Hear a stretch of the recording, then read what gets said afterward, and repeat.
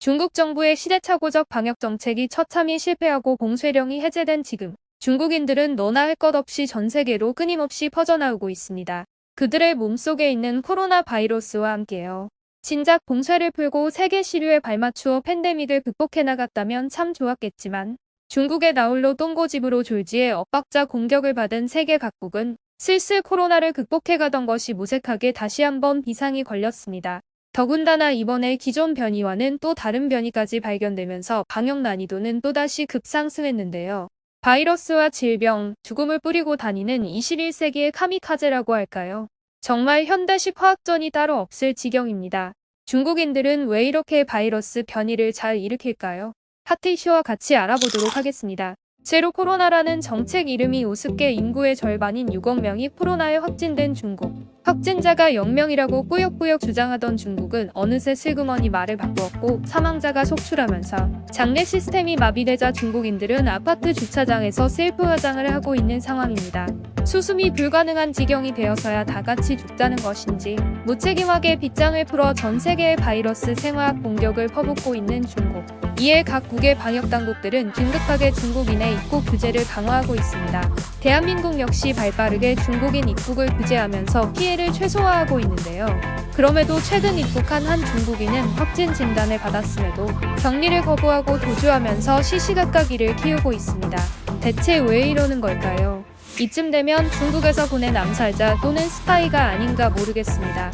한편 격리를 당하지 않고 입국에 성공한 중국인들은 하나같이 약국에 들러 약을 싹쓸이해갑니다. 한 번에 수십만 원부터 수백만 원까지도 가리지 않고 구매만 가능하다면 마구 쓸어 담고 있는 상황인데요. 나라 전체의 꿀이 말이 아니라 약 자체를 찾아보기 어려운 중국에서는 부르는 게 값이기 때문에 금세 수십 배의 차익을 얻을 수 있기 때문입니다. 중국인들 입장에선 사면 살수록 돈이 복사가 되는데 망설일 이유가 없는 것이죠. 중국 정부가 일 처리를 제대로 못하니 애꿎은 주변 국가의 국민들만 피해를 보는 셈입니다. 이 또한 정부에서는 약국의 중국인에 대한 약 판매를 자제할 것을 권고하면서 국내 감기약 수급에 예의주시하고 있는데요.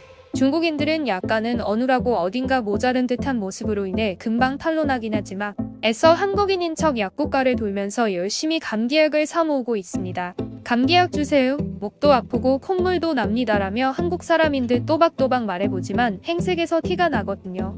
약사는 이걸 속아줘야 하나 말아야 하나 고민하면서 그래도 혹시나 한국인일 수도 있어 목감기, 코감기 약을 챙겨봅니다. 하지만 이 중국인은 자신이 해냈다는 착각의 긴장을 금방 풀어버리고는 10세트 주세요라고 당당히 요구합니다. 요즘 약국가의 흔한 풍경입니다. 중국인들은 뭐가 잘나서 이렇게 당당한 걸까요? 마치 판도라의 상자처럼 중국에 갇혀있던 온갖 나쁜 것들이 온 세상으로 퍼져나가는데도 상자 속에 남아있는 것 하나는 그들의 가짜는 자존심인 것 같습니다. 이렇게 세계의 민폐덩어리 역할을 충실히 수행하는 와중에도 중국은 또 중국하고 있거든요. 얼마 전 마오닝 중국 외교부 대변인은 브리핑에서 일부 국가가 중국만을 대상으로 하는 입국 제한 조치를 취한 것은 과학적 근거가 부족하다며 이에 상응하는 조치를 취할 것이라고 뻔뻔하게 주장했는데요. 방귀 낀 놈이 성낸다고 했나요? 낯짝도 두껍습니다. 두꺼운 얼굴과 시커먼 속마음을 뜻하는 후흑하기. 중국에서 그토록 훌륭한 학문으로 인정받는 이유를 알 것 같네요. 이 정도면 중국이 중국한다는 신조어를 만들어도 될 것 같습니다. 코로나 바이러스의 변이가 유달리 중국인들에게만 자주 발생하는 것은 결코 우연의 결과물이 아닙니다. 오히려 현대의학과 역학, 위생학에 따라 도출된 과학적 결론에 가깝습니다. 왜냐하면 이들은 우리로서는 상상하기 어려울 정도로 정말로 심각하게 더럽거든요. 최근 중국인들 사이에서 선풍적인 인기를 끌고 있는 핫한 아이템이 있습니다. 바로 떡진 머리 스프레이인데요. 하도 머리를 감지 않아 늘 머리가 기름에 떡져 있는 중국인들을 위하여 개발된 제품입니다.